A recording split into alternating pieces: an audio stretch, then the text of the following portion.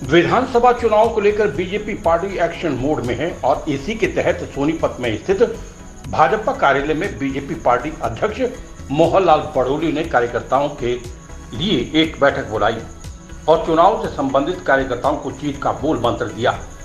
इसी के साथ मोहनलाल बड़ोली ने कहा कि कौन कहां से चुनाव लड़ेगा ये चुनाव समिति और केंद्रीय चुनाव समिति तय करेगी। कुछ विधायक चुनाव नहीं लड़ रहे हैं, जिनमें से मैं भी एक हूं। मोहनलाल बड़ोली ने एक बार फिर दावा किया कि नायब सिंह सैनी के नेतृत्व में बीजेपी पार्टी सरकार बनाएगी। प्रदेश अध्यक्ष मोहनलाल बड़ोली की प्रेस कॉन्फ्रेंस के दौरान हरियाणा सरकार की उपलब्धियों के बारे में चर्चा की तो साथ दावा भी किया कि हरियाणा में बीजेपी तीसरी बार नायब सिंह सैनी के नेतृत्व में सरकार बनाने जा रही है। वहीं कहा कि कौन कहां से चुनाव लड़ेगा ये केंद्रीय चुनाव समिति तय करेगी। मुख्यमंत्री नायब सिंह सैनी के लाडवा से दिए चुनाव लड़ने के बयान पर कहा कि मैंने मीडिया के सूत्रों द्वारा चलाई गई खबर पर बोला था कि सूत्र कैसे चला देते हैं, वो वही बात कही गई थी। ये केंद्रीय नेतृत्व का फैसला होगा कौन कहां से चुनाव लड़ेगा। अभी कुछ ही दिनों में पहली लिस्ट जारी हो जाएगी, उसके बाद दूसरी लिस्ट आएगी। कुछ विधायक चुनाव नहीं लड़ेंगे, जिनमें से एक मैं भी हूं। कई विधानसभाओं पर बाहरी उम्मीदवारों के विरोध की खबरों पर मोहनलाल बड़ोली ने कहा कि ये केंद्रीय नेतृत्व तय करेगा कौन कहां से लड़ेगा। जीतने वाले उम्मीदवार को ही टिकट दी जाएगी। कांग्रेस पर निशाना साधते हुए बड़ोली ने कहा कि बीजेपी का कार्यकर्ता एक विचारधारा के साथ जुड़ा है। संगठन जो फैसला लेता है वो मान्य होता है। कांग्रेस की तरह जूता पुजारी टिकटों को लेकर नहीं होती।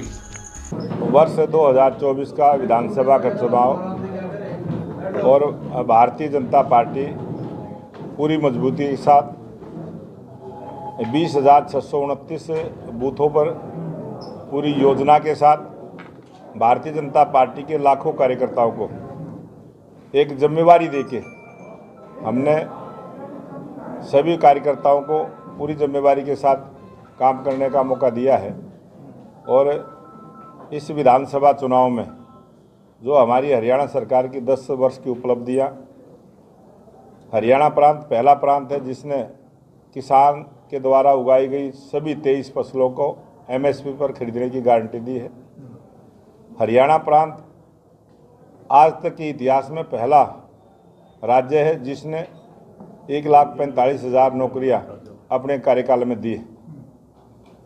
1,20,000 कर्मचारियों को नियमित करने का काम किया। गरीब परिवारों को 500 रुपये में गैस का सिलेंडर देने की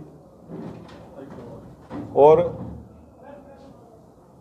किसानों के लिए, युवाओं के लिए, गरीब के लिए और महिलाओं के लिए, चारों वर्गों के लिए जो सरकार ने 10 वर्षों तक काम किए, उन सब उपलब्धियों को लेके हम जनता के बीच में जाएंगे।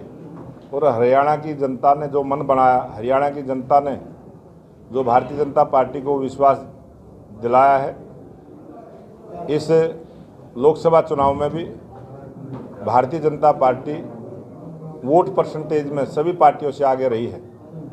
और इस विधानसभा चुनाव में भी स्पष्ट बहुमत की सरकार हरियाणा प्रदेश की जनता का आशीर्वाद लेके नायब सिंह सैनी जी के नेतृत्व में स्पष्ट बहुमत की सरकार हरियाणा प्रदेश में बनेगी और एक मजबूत सरकार हरियाणा प्रदेश में तीसरी बार भारतीय जनता पार्टी की बनेगी। अध्यक्ष जी, पहली जो सूची है कब तक आने की उम्मीद है?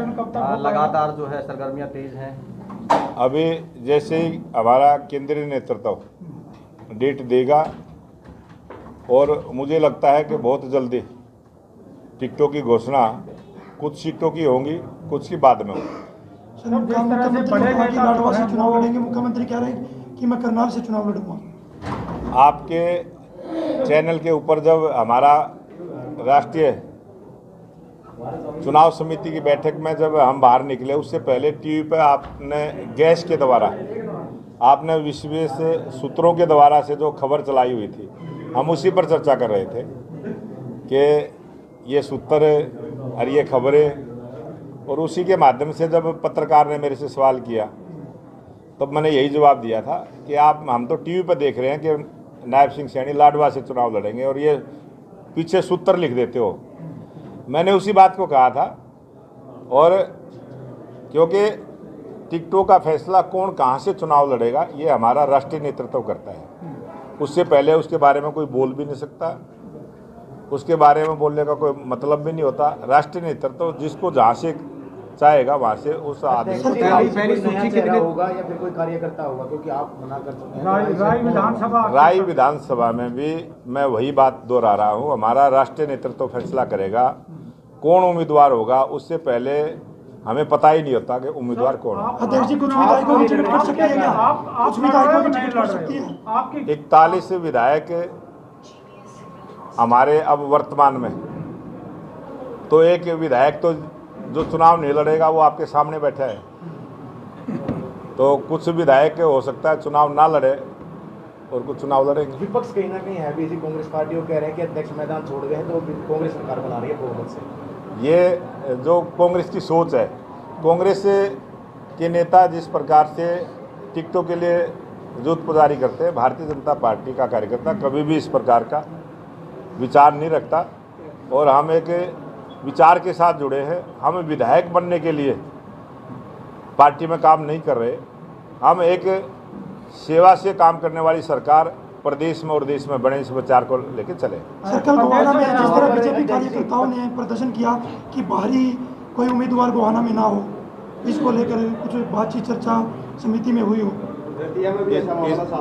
इस प्रकार की कोई भी बात नहीं है। और जिन कार्यकर्ताओं को इस प्रकार का मन में भाव आया है वो कार्यकर्ता अपने आप ठीक हो जाए। प्राथमिकता कहाँ रहने वाली है सर? किसी भी सीट पर स्थानीय कैंडिडेट को प्राथमिकता दी जाएगी या किसी सीट पर बाहरी लोगों को भी, जैसे अलग जिले से या अलग सांसद को उतारा जा सकता है? राजनीति है और राजनीति का पहला सूत्र है कि सरकार बने, जिताऊ उम्मीदवार चुनाव लड़े।